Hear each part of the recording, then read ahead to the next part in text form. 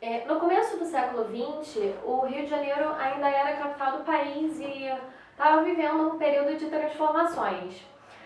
A nova imagem do Rio, ela era planejada pelo então prefeito da cidade, Pereira Passos, que queria dar ao Brasil umas características mais modernas, né? Fugindo da visão de atraso de um país escravocrata que o Brasil ainda tinha por essa imagem. O prefeito acabou se inspirando em Paris para fazer as reformas urbanísticas do Rio e acabou construindo praças, ampliando as ruas e criando estruturas de saneamento básico também. Entre as principais heranças da gestão de Passos foi o Teatro Municipal, o Museu Nacional de Belas Artes e a Biblioteca Nacional. Incentivado pelo presidente da época, Rodrigo Alves, o prefeito começou as reformas em 1903 e o presidente acabou levantando os recursos e o prefeito pôde realizar então essas obras. A higienização da cidade acabou ficando nas mãos do médico Oswaldo Cruz, que na época era diretor de serviço de saúde pública. Até porque nem sempre a cidade maravilhosa, né, que nós conhecemos hoje foi um destino turístico e comercial reconhecido pela sua beleza, né, no mundo afora. Antes das reformas promovidas por Pereira Passos, o Rio de Janeiro era conhecido como um porto sujo, ou uma cidade da morte, um lugar evitado pelos viajantes, devido à sua falta de um planejamento urbano, a falta de uma infraestrutura sanitária, que fizeram com que o Rio tornasse foco de várias doenças contagiosas, como a febre amarela, a varíola, por exemplo, entre outras, como até a peste bubônica. A reforma urbana carioca ela acabou sendo inspirada, como eu falei anteriormente, na reforma que foi feita em Paris no século XIX, lá entre 1853 e 1870. Em sua gestão, Passos modernizou ali a cidade, a zona portuária, né, que é onde o nosso prefeito atual, Eduardo Paes, também está modificando e modernizando. Ele acabou criando a Avenida Central, que hoje a gente conhece como a Avenida Rio Branco, e a Avenida Beira-Mar e a Avenida Maracanã.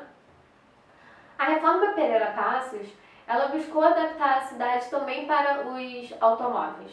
É nesse período, então, que chega a energia elétrica na cidade e é quando acontece a reorganização do espaço urbano carioca. O prefeito, na época, até proibiu a atuação de ambulantes.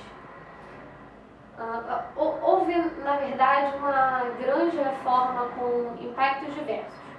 Os governos federal e municipal, eles iniciaram seu processo de reforma do Rio de Janeiro de formas dependentes.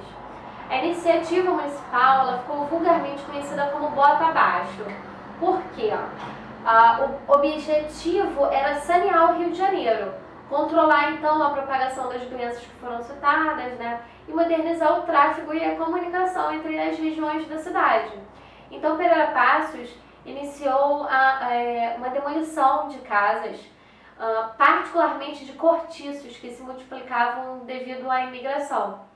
Esse processo ele ficou até eternizado na obra literária de Aloysio de Azevedo, que nós conhecemos, que é uma obra literária muito famosa, que é o Cortiço, que é um clássico brasileiro. A reforma de Pereira Passos, ela também costumava ser apontada como uma responsável pelo surgimento das primeiras favelas do Rio de Janeiro, porque a população trabalhadora mais pobre, que foi expulsa das suas casas ali do centro, elas foram obrigadas, a população foi obrigada a ir morar nos morros para permanecer relativamente próximo do trabalho. Então, por isso que essa política de modernização foi considerada um tanto excludente, já que podemos dizer que essa reforma ela significou uma grande intervenção urbana e social, só que em nome de uma higiene e um embelezamento urbano. As políticas de saúde de Rodrigues Alves, do presidente, foram conduzidas pelo ministro da Saúde até então, que era o médico sanitarista Oswaldo Cruz, e acabaram desencadeando a revolta da vacina em 1904. Inicia-se então um novo pensamento sobre a cidade. A reforma urbanística posta em prática pelo governo federal, ela operou em função da modernização do Rio de Janeiro, mas tinha como o valor máximo a ideia de progresso, de desenvolvimento material, de desenvolvimento técnico, econômico. Nesse sentido, era fundamental combater a insalubridade da cidade, ampliar e modernizar suas artérias e revigorar a zona portuária. Relatos dos antecedentes e repercussões da reforma de Pereira Passos também podem ser registradas a partir da leitura de alguns clássicos da literatura, como as crônicas de João do Rio, como a crônica Repórter da Pobreza na Cidade, e de A Alma Encantadora das Ruas. Seguramente, João do Rio é um dos grandes nomes do jornalismo literário do século XX. Ele descrevia como ninguém a alma carioca através das ruas, fossem elas urbanas ou suburbanas.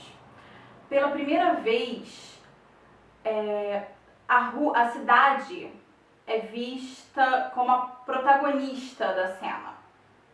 Ele sempre buscava, através de um olhar crítico, descrever a rotina das cidades, compondo um retrato do Rio de Janeiro do começo do século XX, o Rio da Belle Époque.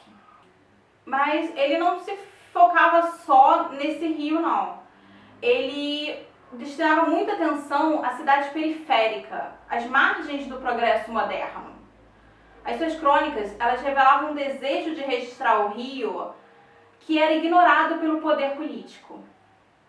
Justamente os protagonistas das suas histórias eram aqueles indivíduos marcados pela miséria, excluídos socialmente, ignorados pela elite, aqueles que foram expulsos de suas casas, escondidos nas favelas, nos subúrbios, para que o Rio, o centro do Rio, pudesse ser modernizado.